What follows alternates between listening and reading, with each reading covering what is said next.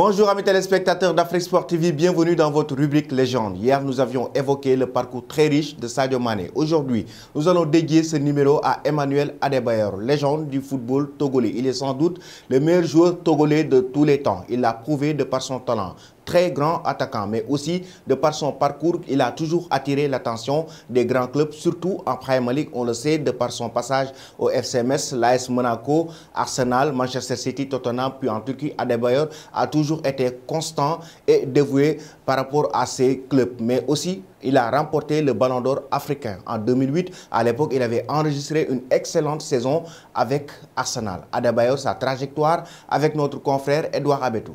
El Amin, c'est l'explosion d'un talent. Emmanuel Cheyi Adebayor est né le 26 février 1984 à Lomé au Togo. Une légende qui sera aussi reconnue mondialement. L'homme d'1m91 a fait ses débuts en junior au sein du club de son quartier, le Sporting Club de Lomé, de 1998 à 1999. Ensuite, il rejoint Metz et est lancé en première division par Gilbert Grèce. À Metz, il joue énormément et permet à son équipe de remporter la Coupe nationale des moins de 17 ans en marquant le but de la victoire. En 2002-2003, il inscrit 13 buts en Ligue 2 et rejoint l'élite française. Il répond à l'appel de Monaco et y joue 115 matchs pour 26 buts. En manque d'efficacité, il fut relégué au banc, mais reçut le coup de fil du légendaire Arsène Wenger. L'explosion à Arsenal, la confirmation à City et l'épopée madrilène. Ici, il ne tarde pas à s'imposer dans l'effectif. Titulaire indiscutable, il inscrit 62 buts en 162 matchs de 2003 à 2006. Véritable révélation, Manchester City lui fit appel. Avec les Sky Blues, il joue une première saison avec 14 buts en 26 matchs. S'en est suivi des blessures et des suspensions, ainsi que l'incident de la CAN 2010 à Cabinda. Adebayor a été l'un des rares joueurs africains à avoir joué au Real Madrid. En prêt, il joue peu de matchs à cause de la concurrence avec Karim Benzema. 8 buts en 22 matchs. Il est surtout utilisé en tant que remplaçant. Il est obligé de revenir en Premier League. Pour sa première saison, il met 18 buts en 37 matchs. La saison suivante, il est victime de l'explosion de Gareth Bale et de la concurrence avec Jermaine Defoe. Il marque pourtant 42 buts en 113 matchs. S'ensuit un double changement d'entraîneur entre lequel Emmanuel Adebayor passe une bonne période au banc de touche. Il s'engage pour 6 mois en 2016, mais joue très peu et avec une équipe résolument défensive de Crystal Palace. La preuve, il marquera un unique but en 15 matchs. Après une signature avortée à Lyon, il s'engage pour 18 mois avec le club turc de Başakşehir et mit 28 buts en 76 matchs. Il rejoint Kayserispor pour une saison et résilie son contrat par la suite avant de se lancer dans une aventure au Paraguay. Il n'y joue qu'une poignée de matchs avant de partir. Adebayor a participé à la Coupe du Monde 2006, ensuite à la CAN 2010 avec un souvenir malheureux. Il y eut une fusillade où il perdit 2 compatriotes.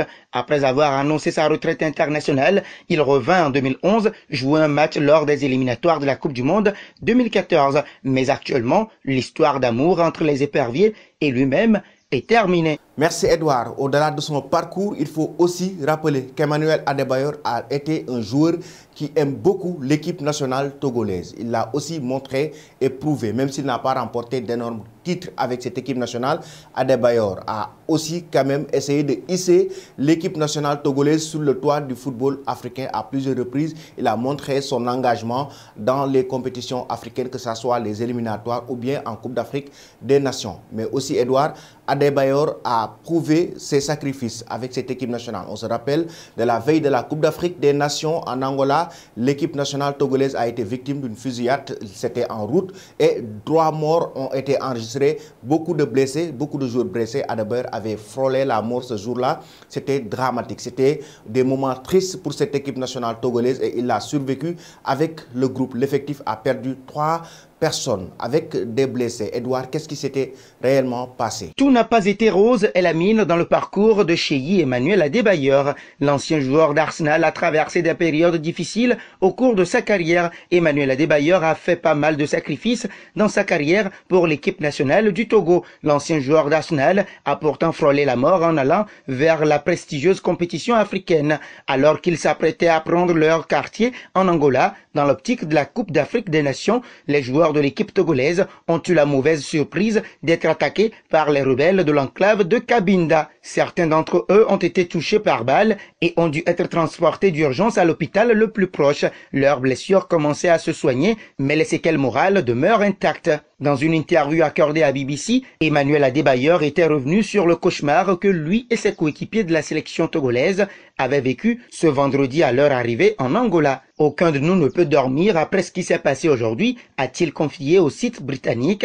Poursuivant, la plupart des joueurs veulent revenir auprès de leur famille. C'est tout à fait normal après qu'ils aient vu leurs coéquipiers en sang, en pleurs ou inconscients. L'ancien monégasque a reconnu par la suite qu'il n'a jamais vécu quelque chose d'aussi effroyable de sa vie. On a vraiment frôlé la mort, vous imaginez? Je crois qu'après ce qui s'est passé, personne n'a envie d'aller jouer ce tournoi. Les éperviers devaient disputer à partir de lundi leur deuxième CAN consécutive. Nous sommes toujours en état de choc, a-t-il avoué. Si notre sécurité n'est pas assurée, alors on partira. Je ne crois pas qu'il y a des joueurs qui sont prêts à donner leur vie. On va discuter de tout en tant que sélection et on prendra ensuite une décision qui sera la meilleure pour notre carrière, pour notre vie et pour notre famille. Des moments très durs vécus par l'équipe nationale togolaise avant la Coupe d'Afrique des Nations 2010. Ce jour-là, Adebayor a échappé à la mort et son seul objectif, c'était de représenter dignement le Togo, son pays de cœur. Voilà Elamine ainsi résumé la carrière d'Emmanuel Cheyi Adebayor, mais aussi la triste réalité qu'il aura connue. Et oui, Edouard Abetou, malheureusement, l'équipe nationale togolaise avait déclaré forfait après cette fusillade lors de la Coupe d'Afrique des Nations en Angola en 2010. Malheureusement, le scandale était à ce moment-là.